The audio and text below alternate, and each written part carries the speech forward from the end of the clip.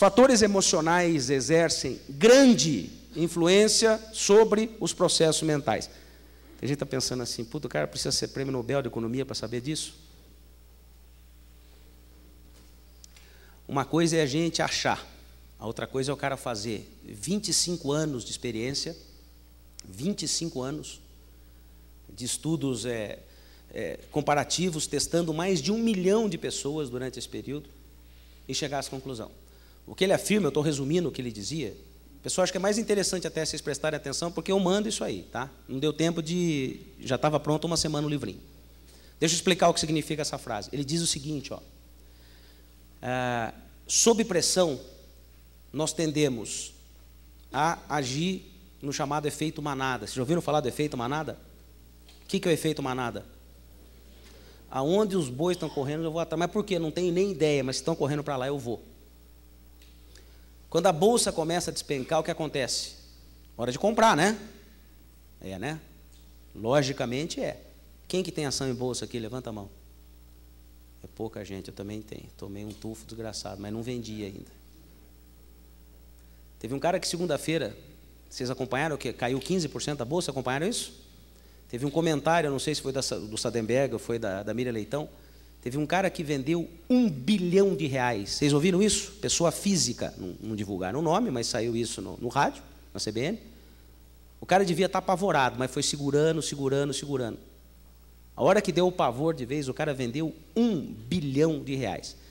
Se ele estava com esse bilhão, e provavelmente ele estava há mais tempo, com 73 mil pontos, significa que ele perdeu 400 milhões de reais num dia.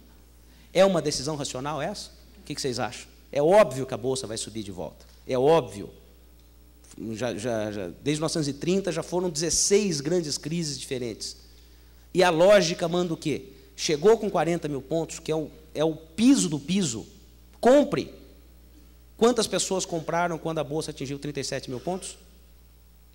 6. Eu fui uma delas. Como é que eu sei disso? É só olhar os pregões, quantas pessoas compraram ações na segunda-feira, quando a bolsa estava com 37 mil pontos, caindo 14,8%. Eu comprei. Eu fui contra o efeito. Se é verdade o que esses caras dizem no Prêmio Nobel de Economia, eu vou ganhar uns pila. Eu estou acreditando nessa conversa que eu estou contando para vocês. Hoje está com 40 mil pontos, vai cair para 38 de novo. E outra, agora, o que ele diz é o seguinte, se você comprar nos 37, achando que amanhã vai para 45 mil pontos, e você vai ganhar um monte de dinheiro, desista. Isso é para 3 ou 4 anos. Essa crise na bolsa deve durar de 80 a 120 meses, pelo que o próprio Kahneman fala. Ele já dizia isso aí, né? O próximo ciclo de alta vai demorar um pouquinho. Mas se você quer comprar, a hora de comprar é essa. Bom, então, os fatores emocionais exercem grande influência sobre os processos mentais, inclusive tomadas de decisão cotidianas. Arrumar uma namorada, comer um prato ou 2 de sobremesa, ou não comer nenhum, casar. Tem muito mais influência emocional as tomadas de decisão, ainda mais quando tem pressão, do que a lógica. A gente gosta de falar assim, eu sou lógico, eu trabalho com a lógica, eu decido baseado na lógica. Segundo esse cara, 99% decide no joelho. E quando a pressão é maior, a gente faz mais no joelho ainda. Outra frase dele, realidade é o que percebemos. E é a essa percepção que reagimos. Olha a profundidade disso aí. Realidade é o que percebemos. E é a essa percepção que a gente reage. Terceira frase. Não vemos as coisas como elas são, mas como nós somos. Olha a profundidade disso aí. A simplicidade e ao mesmo tempo a profundidade. Nós não vemos as coisas como elas são, nós vemos as coisas como nós somos. A gente sempre vai dar um jeito de adaptar a realidade para aquilo que a gente acredita ser verdade.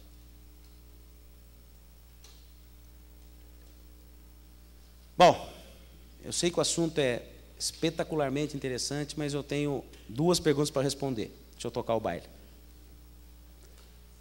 Em 2005, 2 velhinhos, inclusive um já morreu, o outro está no fim, ganhou com 96 anos o Prêmio Nobel de Economia, coitado daquele barbudinho ali, Robert Altman e o Thomas Machine. Esse daí eu não sugiro vocês lerem, porque é muito chato. Eu tentei, e mesmo traduzido, foi dose para hipopótamo acompanhar o raciocínio dos dois.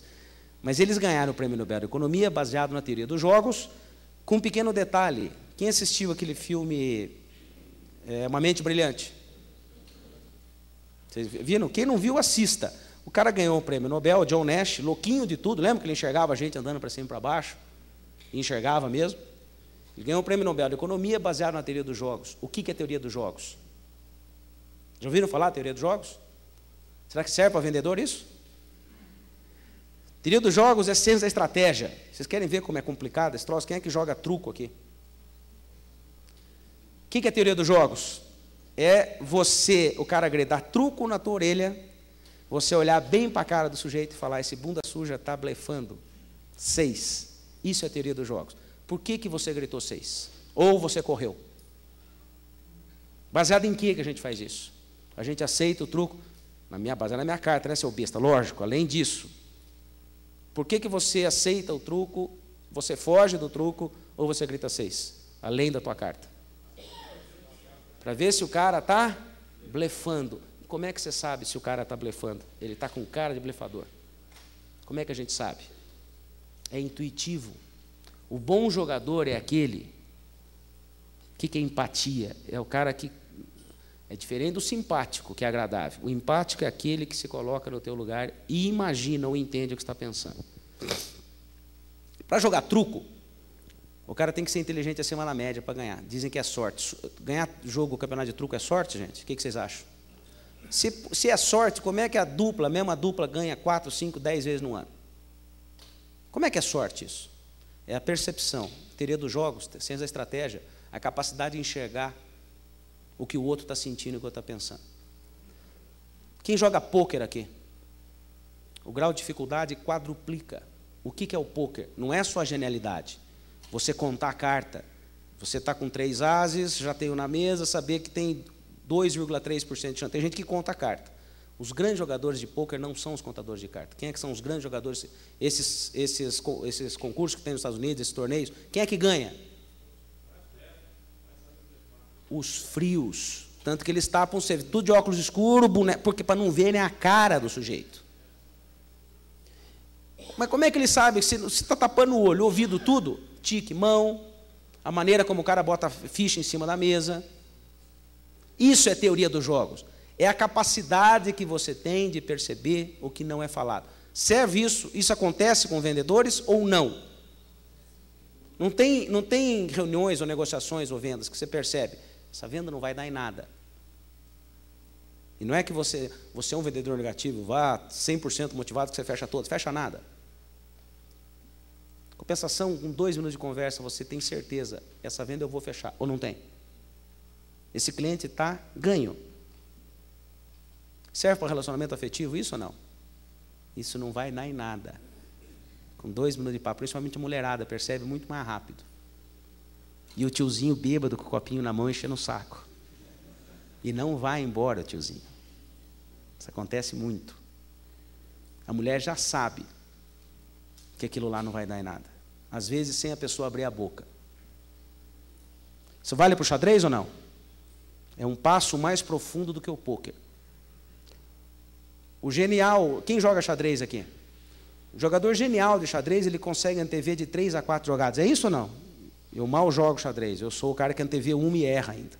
O bom jogador, ele antecede 3 jogadas. Ele joga e ele imagina 3 movimentos do outro jogador. É isso? O jogador brilhante, o jogador fora de série percebe 4. O gênio, um Kasparov, percebe 5 na frente. Além de antever as jogadas, ele induz o outro ao erro. Isso é a teoria dos jogos. E cada jogador é um jogador. Então não adianta ler livrinho de teoria dos jogos, as 8 táticas do jogador. Pode jogar isso fora. Isso não existe. O que são os grandes livros de xadrez? Comentam os jogos, não é isso? Historinha de como é que foram os jogos. E você tenta, como enxadrista, quem é enxadrista, tenta, inclusive, fazer os movimentos, não é isso? Que será que passou na cabeça do cara quando ele fez aquela jogada, quando ele reagiu? Serve para vendas? A boa notícia é serve, é ciência estratégica. Qual é a má notícia? Não tem o passo 1, 2, 3, 4, 5. Isso depende muito mais de percepção, de análise,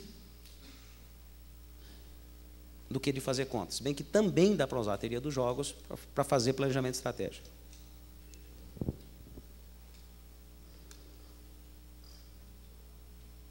Vou fazer uma pergunta bem besta aqui. Quantos quilos tem um urso adulto, um urso marrom lá no Canadá, no norte dos Estados Unidos?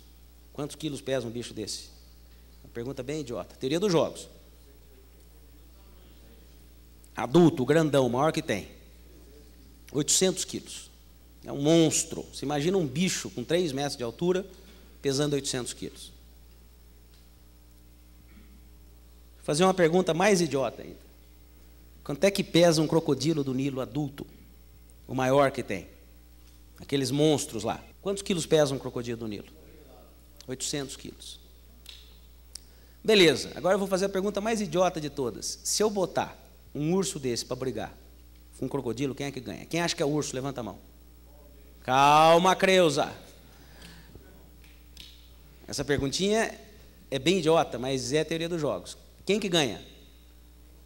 Quem acha que é o urso? Levanta a mão. Quem acha que é o crocodilo? Eu respondi a mesma coisa. E teve um lá que já ouviu essa conversa mole e perguntou o seguinte: quem que falou aí atrás? Qual é o ambiente?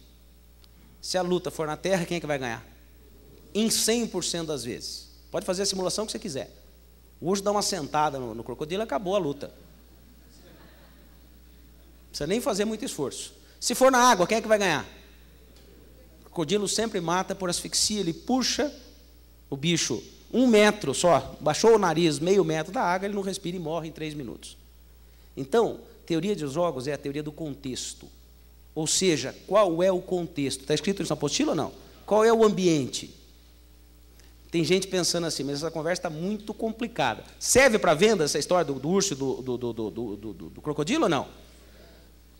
Você está com um cliente, tem gente que pergunta assim: Eduardo, eu tenho um cliente visual, agressivo, que está com 200 pau no...